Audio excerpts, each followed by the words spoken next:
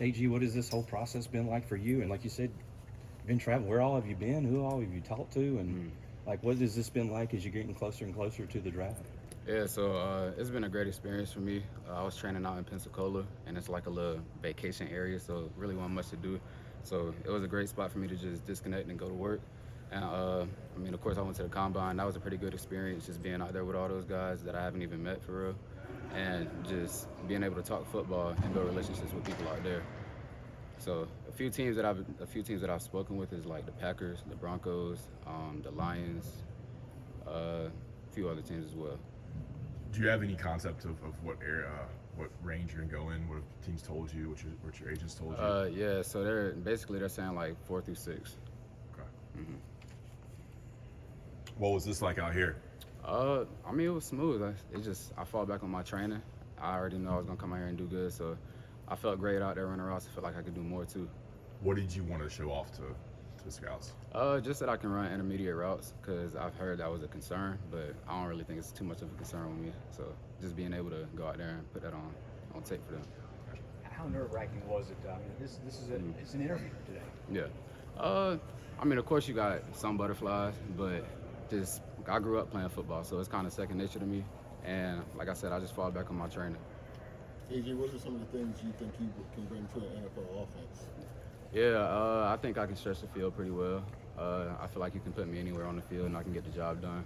So just being versatile and just being able to, like I said, stretch out defense. In terms of going through the routes and everything today, did it feel weird? Like it's dead silent. You know what I'm saying? Yeah. You're never under that. Yeah, I mean, it is kind of weird when you got a whole bunch of eyes on you. And I just try to block it out, act like it's just me and the quarterback in here, and just run my best route.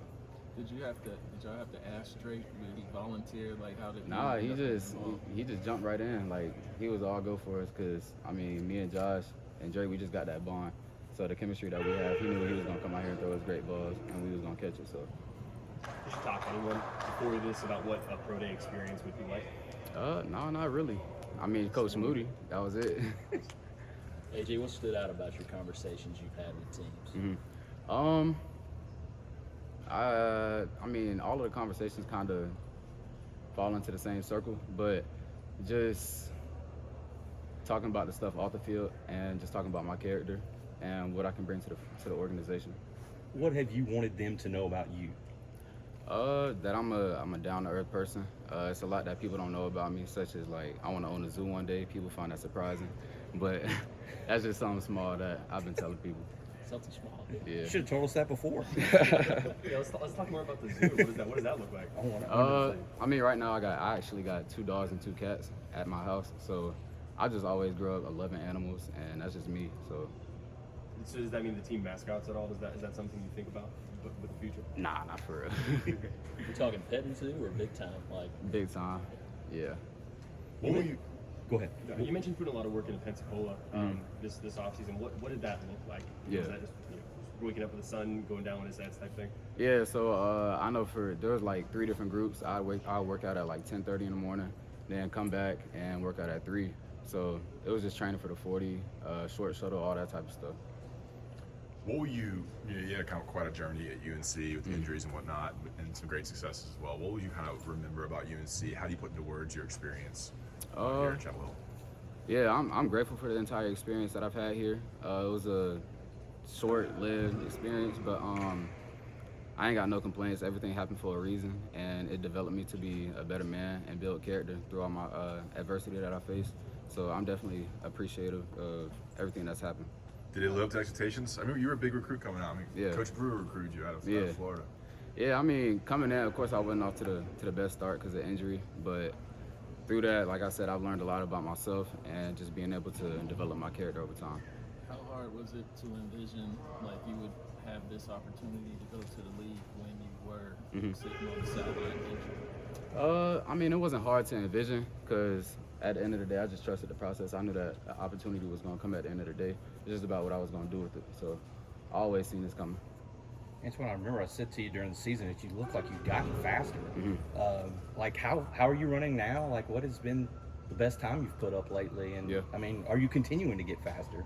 Yeah, I think I've been getting a little faster. I did a little speed training over like the course of January and February, and I put up a 4.47 at the combine, which was surprising to some people. But I always knew I had that speed. What did you put up today? I didn't run 40 today. Okay. I just did routes. When was the last time you caught a ball from Drake?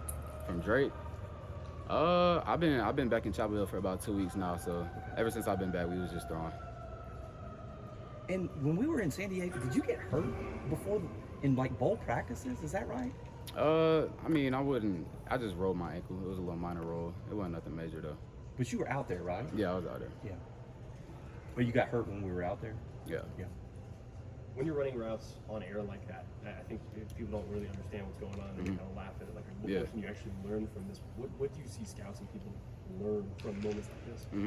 I think one thing that they would look for is just like your pad level, because there's certain indicators that DBs pick up on, such as like standing up at the top of a route, and they just know when you're going to break. So just being able to illustrate that I could stay low the whole time, being a tall guy, and just run fluid routes.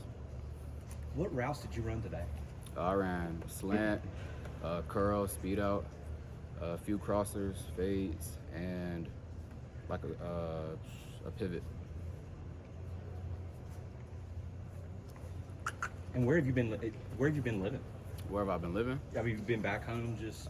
Yeah, I went back to Florida for like 3 days, like right after the combine, and then I've just been back in Chapel Hill. Okay. It's kind of a big picture question, but has there been anything that's truly shocked you about this pre-draft process? Something you never would have expected? No, not really. Just because I've gotten stories from other people that have just told me what the process is like, so nothing was really shocking to me. Antoine, who are those guys that you how many guys you're relying on that you talk to about this process? Who are those guys? Yeah, I'd say my older brother is definitely one. He is somebody that actually got me into football. So just being able to talk with him about everything that's going on and get some guidance from him has definitely been beneficial. Is there a team or teams out there you think you fit in well with? I don't got one specific. I just want an opportunity at the end of the day, and that's all I really need. All right. Thanks, man. Thank you. Thanks, Adrian.